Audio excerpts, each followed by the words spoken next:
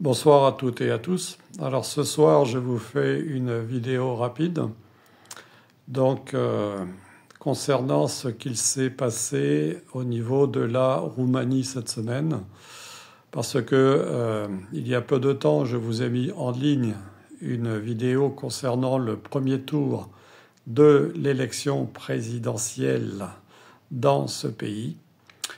Et donc nous avons vu cette semaine dans l'actualité concernant cette élection plusieurs choses qui se sont passées. D'abord lundi, on nous annonce que après les recours demandés, la Cour constitutionnelle avait décidé de maintenir donc le résultat de ce premier tour de l'élection présidentielle roumaine.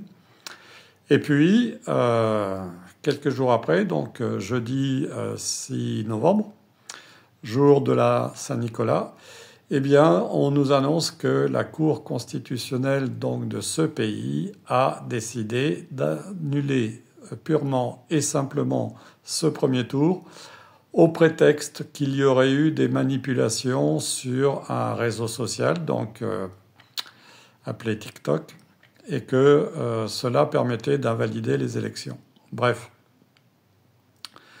Alors, si vous regardez à nouveau ma vidéo, que de toutes les manières je serai amené à effacer, puisque maintenant que ce premier tour de l'élection présidentielle donc est annulé, je disais qu'il était difficile, compte tenu des premiers résultats, de déterminer exactement qui serait le candidat vainqueur du second tour de l'élection présidentielle, d'une part.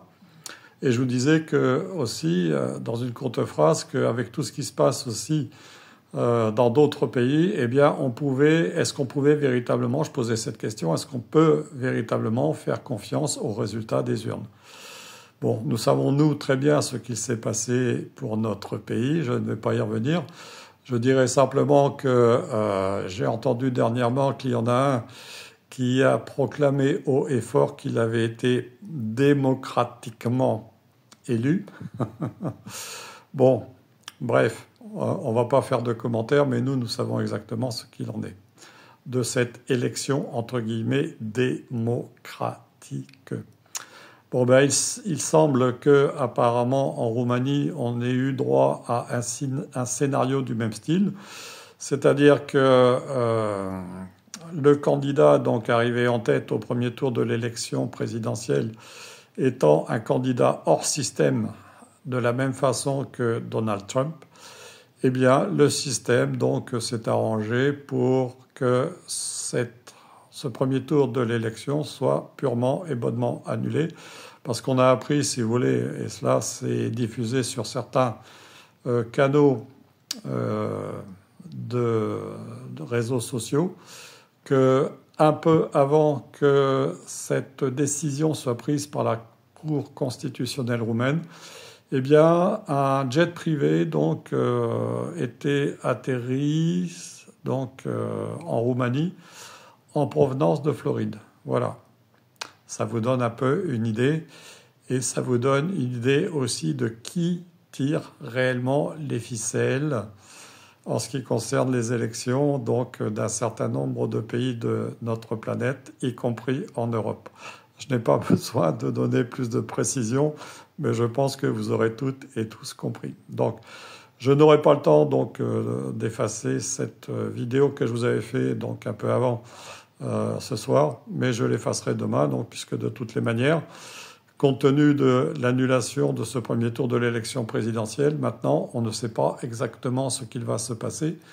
Mais comme vous voyez, j'ai sorti quelques cartes de l'oracle des miroirs qui décrit bien la situation. C'est-à-dire qu'il y a eu une trahison, bien sûr, de la volonté du peuple roumain, d'une part. D'autre part, donc, bien sûr, on trahit aussi les deux candidats, puisque les deux candidats, autant Elena Lasconi que Călin Georgescu ont protesté contre cette décision de la Cour constitutionnelle roumaine en disant que c'était une trahison. Et le pays, donc le peuple, à ce moment-là, lui, se retrouve face à un nouveau choix. Il se retrouve à un carrefour de sa destinée. Alors on ne sait pas comment ce peuple va réagir, ni quels vont être les développements dans les jours à venir. Mais peut-être qu'on peut prédire aussi qu'il va y avoir sans doute de l'agitation au niveau social. En tout cas, c'est un un beau micmac politique. Voilà. Sur ce, je vais vous souhaiter un bon dimanche. Je vous embrasse toutes et tous et je vous dis à bientôt.